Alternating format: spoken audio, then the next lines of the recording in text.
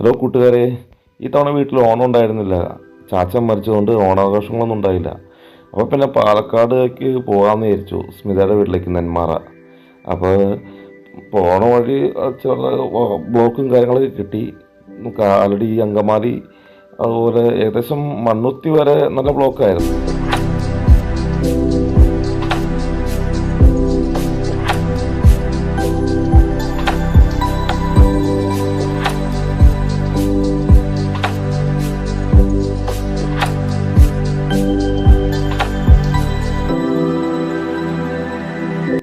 നേരത്തെ ഞങ്ങൾ വടക്കാഞ്ചേരിയിൽ വെച്ച് തിരിഞ്ഞാണ് നെന്മാറയ്ക്ക് പോകാറ്.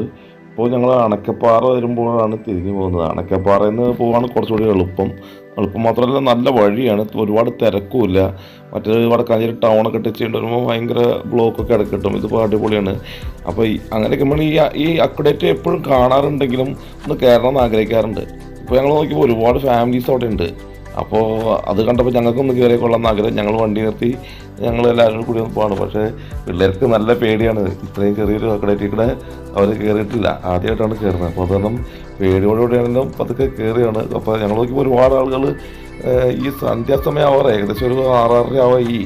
ആ സമയത്ത് ആളുകൾ ഇവിടെ വന്ന് എൻ്റർടൈൻ ചെയ്യാനും അതുപോലെ ഫോട്ടോസ് എടുക്കാനൊക്കെ ആയിട്ട് ഒരുപാട് ആളുകൾ വന്നിട്ടുണ്ട്. അപ്പോൾ ആ കൂടെ ഞങ്ങളും കയറി കുറേ ഫോട്ടോ ഒക്കെ എടുത്ത് നല്ല എൻജോയ്മെൻ്റ് ആയിട്ട് നടക്കുന്നത്. അതിൽ എല്ലാവർക്കും ഭയങ്കര സന്തോഷമായി, പ്രത്യേകിച്ചും അമ്മയ്ക്കും പിള്ളേർക്കും നല്ല സന്തോഷമായി. കാരണം പ്രത്യേകിച്ച് സൈലൻ്റ് ആയിട്ടുള്ള സ്ഥലം, അവർ ഈ പാടത്ത് നടക്കുള്ള ഈ അക്വഡേറ്റ് കാണുമ്പോൾ തന്നെ ഒരു പ്രത്യേക ഭംഗിയാണല്ലോ. അപ്പോൾ നല്ല രസമുള്ളൊരു സ്ഥലമാണ്. അപ്പോൾ എപ്പോഴെങ്കിലും ആ വഴി പോകുന്നുണ്ടെങ്കിൽ എല്ലാവർക്കും കയറി അവിടെ ഫോട്ടോയും വീഡിയോ ഒക്കെ എടുക്കാൻ പറ്റിയൊരു സ്ഥലമാണ്.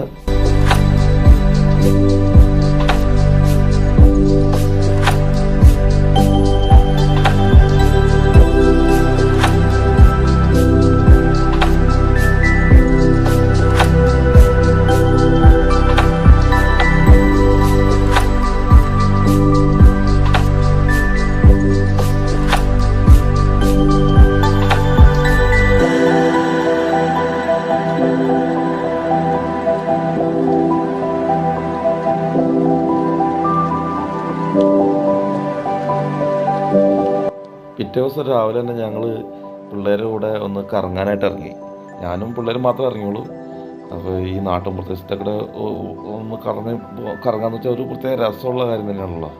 അപ്പോൾ അങ്ങനെ ഞങ്ങൾ വണ്ടി എടുത്ത് ഇറങ്ങി. അപ്പോൾ അവിടെ ഒരു ചായക്കടയുണ്ട്. ആ ചായക്കടയുടെ ഫ്രണ്ടിൽ കുറച്ച് വലിപ്പന്മാരൊക്കെ ഇരിക്കുന്നുണ്ട്. ഞങ്ങൾ അതിലേക്ക് കവർ ചെയ്ത് ആ ഇടവഴിയിലേക്കും കയറി. ഇതുവരെ ഈ വഴിക്ക് ഞങ്ങൾ കയറിയിട്ടില്ല. അപ്പോൾ ഇതുകൂടെ ഒന്ന് കയറണം. ശരിക്കും അവിടെ നിന്ന് കാണാൻ പറ്റും, ഞങ്ങൾ അതിൽ പോകുമ്പോൾ കാണാൻ പറ്റുന്ന സ്ഥലമാണ്. പക്ഷേ ഇതുവരെ അകത്തേക്കൊന്നും കയറിയിട്ടില്ല. അപ്പോൾ ഒന്ന് ഇറങ്ങി ആ പാടത്തേക്കിടയൊക്കെ ഒന്ന് നടക്കണം, കുറച്ച് ഫോട്ടോ ഒക്കെ എടുക്കണം എന്നൊക്കെ ആഗ്രഹിച്ചാണ് ഇറങ്ങുന്നത്.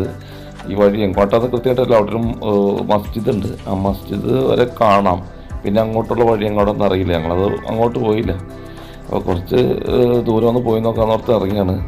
പക്ഷേ നല്ല രസമാണ്, രണ്ടു വശവും നിറഞ്ഞ് നിൽക്കുകയാണ് പാടം. ഇങ്ങനെ അത് കതിരിട്ട് നിൽക്കുന്നത് കാണാൻ തന്നെ ഒരു പ്രത്യേക ഭംഗിയാണ്. അപ്പോൾ ഞങ്ങളവിടെ ഒരു സൈഡിൽ ഒതുക്കി വണ്ടി നിർത്തി പുറത്തിറങ്ങിയാണ്. ഇറങ്ങിക്കഴിഞ്ഞപ്പോൾ അച്ചു ആ പാടത്തൊക്കെ ഓടി ഇറങ്ങാനൊക്കെ നോക്കുന്നുണ്ട്. എന്നാൽ ചെറിയ പേടിയുണ്ട് താനും.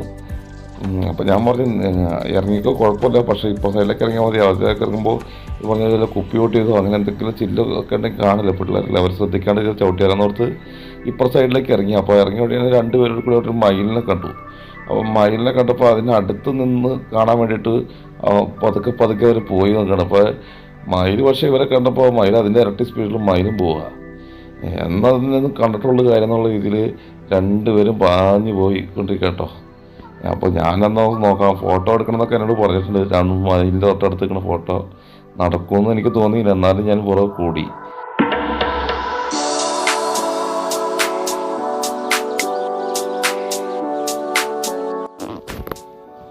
മയിൽ അതിൻ്റെ പാട്ടിന് പറന്നുപോയി.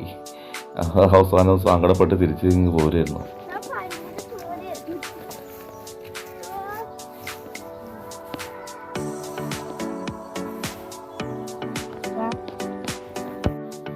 രണ്ടുപേരും വീട്ടിൽ വന്നു കഴിഞ്ഞപ്പോൾ തന്നെ മൊബൈൽ കൊടുത്ത് ഇരിപ്പായി. ഞാൻ വെറുതെ വിടുമോ? രണ്ടുപേരും മൊബൈലിൽ കളിക്കാനാണോ ഇങ്ങോട്ട് വന്നത്? 2 ദിവസം അടിച്ചു പൊളിക്കാനല്ലേ വാന്ന് പറഞ്ഞ് രണ്ടുപേരും വിളിച്ച് വീട്ടിൽ പുറകെ തന്നെ ഒരു ചെറിയൊരു കുളമുണ്ട്, മീൻ പിടിക്കാവുന്നവരുകൊണ്ട് വിളിച്ചുകൊണ്ട് വന്നു. 2 ചൂണ്ട സെറ്റപ്പ് ചെയ്തു. ഇവരിതുവരെ ചൂണ്ടയിടാൻ പോയിട്ടില്ല. അപ്പോൾ ഇവർ നമ്മുടെ ചെറുപ്പത്തിലൊക്കെ ഒരുപാട് ചൂണ്ട ഇട്ടിട്ടുള്ളതാണല്ലോ, ഒരുപാട് മീനൊക്കെ പിടിച്ചിട്ടുണ്ട്. അപ്പോൾ ഇതൊക്കെ ഇവരൊന്ന് കാണിച്ചു കൊടുക്കാൻ, അവരെയും പഠിപ്പിക്കാന്നുള്ള രീതിയിലൊക്കെയാണ് നമ്മൾ വന്നത്. 2 ദിവസം ഒരു സന്തോഷമാണല്ലോ അതൊക്കെ. എന്ന രീതിയിൽ പരിപാടി നമ്മൾ സ്റ്റാർട്ട് ചെയ്ത് ചെറിയ ചെറിയ പരലുകളൊക്കെ 1-2 കിട്ടി. ശ്രീകുട്ടൻ പഠിച്ച പണി 12 നോക്കിയിട്ട് അവൻ ഒരെണ്ണം പോലും കിട്ടിയില്ല.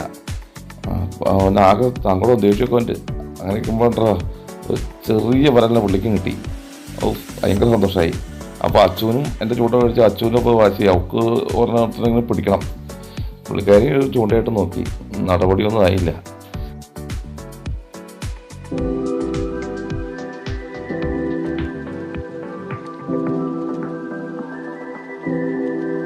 അപ്പോൾ അങ്ങനെയൊക്കെയാണ് അവരെ പൊന്നൂസ്മാവനും പാർച്ചിട്ടുകൊണ്ട് വന്നേക്കാണ്.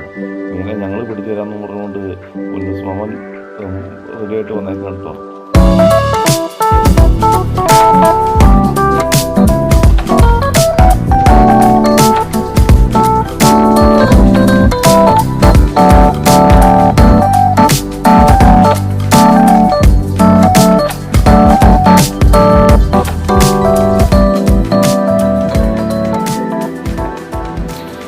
ഇവിടെ മീനൊന്നും കിട്ടില്ല, ഇനി നടപടിയില്ല എന്ന് പറഞ്ഞുകൊണ്ട് അടുത്ത സ്ഥലത്തേക്ക് നമുക്ക് പോകാമെന്ന് വിചാരിച്ച് ഞങ്ങൾ നമ്മുടെ കൽച്ചാടിപ്പുഴയുടെ ഒരു സൈഡാണിത്, അവിടേക്ക് വന്നേക്കാണ്. അവിടെ വന്നപ്പോൾ ഞാൻ ചൂണ്ടെടുത്ത് ട്രൈ ചെയ്ത് നോക്കി. സത്യം പറയല്ലോ, ഒന്നും കിട്ടിയില്ല. ഇതിലും ഭേദം മറ്റേ കുളം തന്നെയായിരുന്നു.